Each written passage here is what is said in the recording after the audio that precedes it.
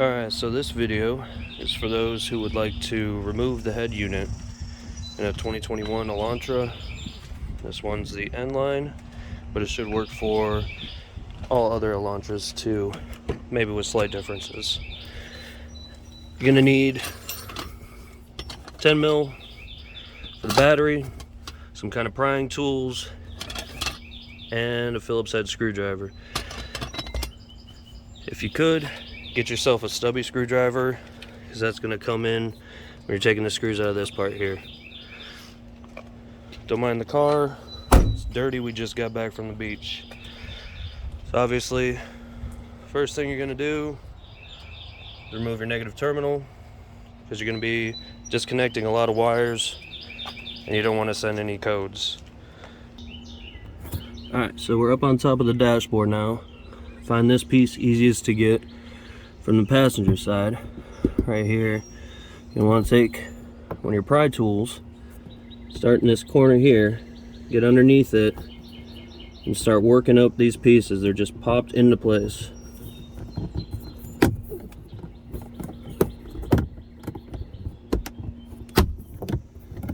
Once you get it started, then you should be able to just kind of work your way around to pull it up the rest of the way.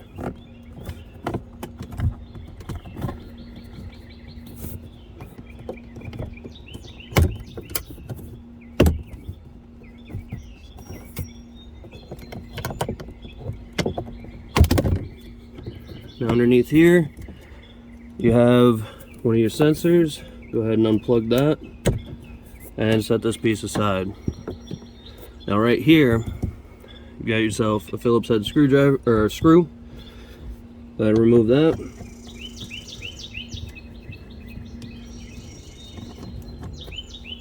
And that should be the only one holding it in. Now, same thing, get your pry tool underneath and start working and feeling for those spots that pull up. You're eventually going to find them.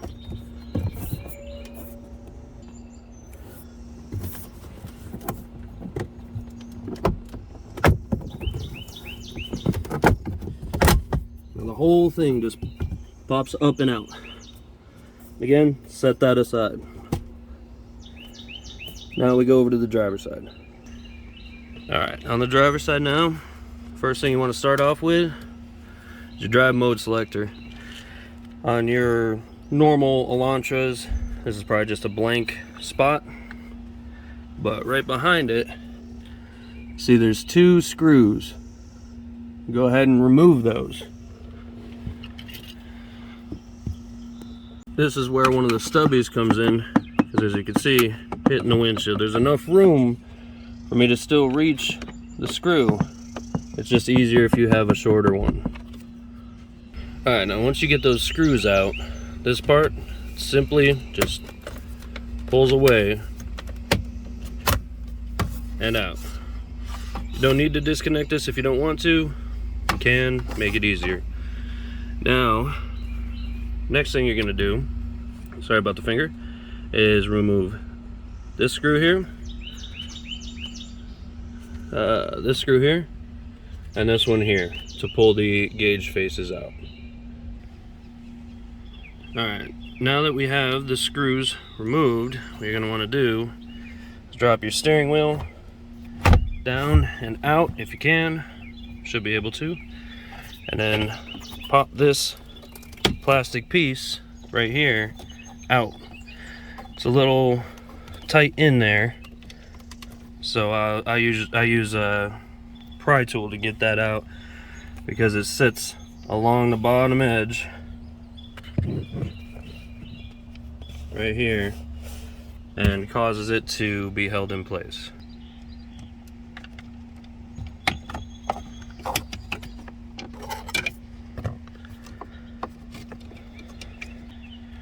Alright, so you're going to do the same thing here with the gauge bezel that you did over here with the drive button. Just kind of pop it out. There you go, the gauge bezel's out of the way.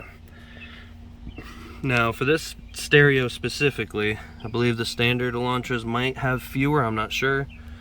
You have one screw here on the side near the gauges, and then up on top see if I can get it. You have 2 screws up on top. Not sure if you can see that because I can't see the camera. And then right there. There, and there. Go ahead and remove those. Screws are now out. And if you were careful, unlike me, you didn't drop any screws. Now these parts here kind of have like a little hook on them. So when you pull the head unit out, make sure you lift up while you're pulling out. Lift up while you're pulling out.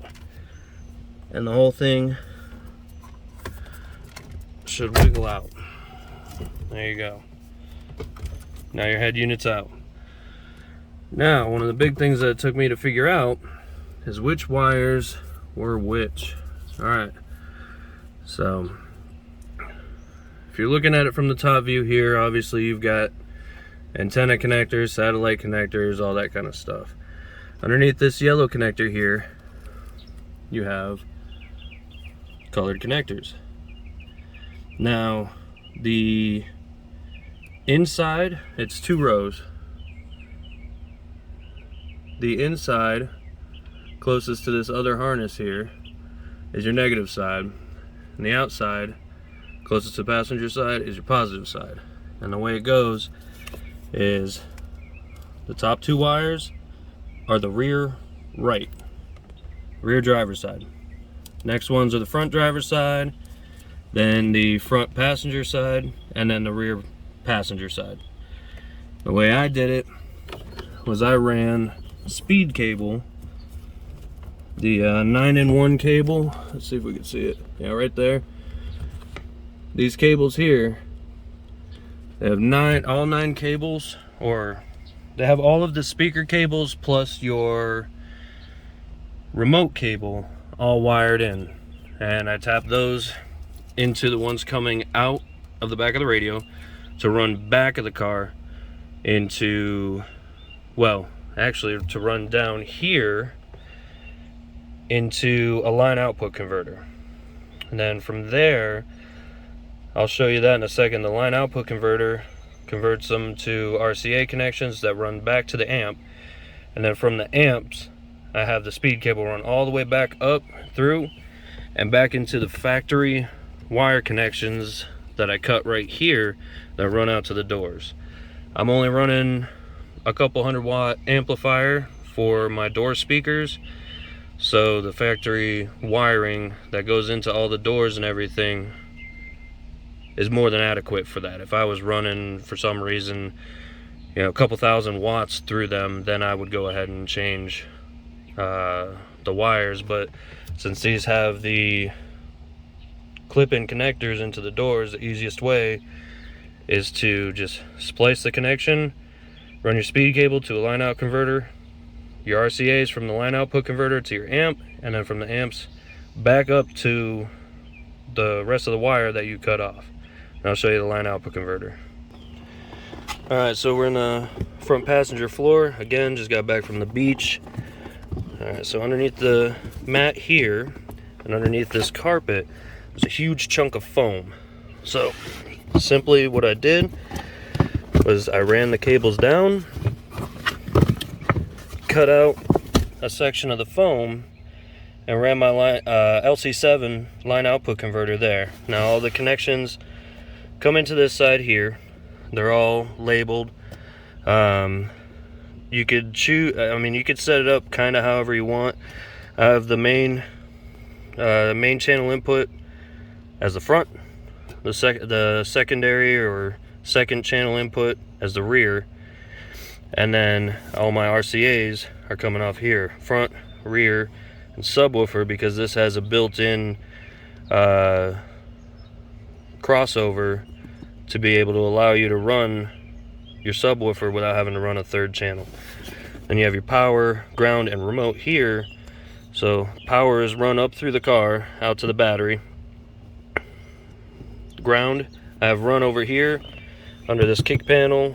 There's a bolt to hold some of these connections in place, and then my remote. Now this Once this gets signal saying that the radio is on, it automatically turns on the remote. This is not connected to the radio at all. There is no remote wire connected to the actual head unit.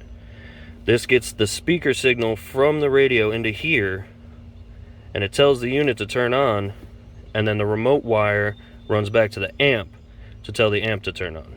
It actually works really well.